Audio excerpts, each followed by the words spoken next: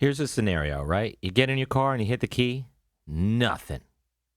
You still have all the power and all the lights work, most likely a starter, right? Get a long piece of metal like this 3/8 extension, and you can stick it down in between the runners of the intake. You can see the starter. Give it one good shot, and I bet your car will start right up. At least that way you can get home.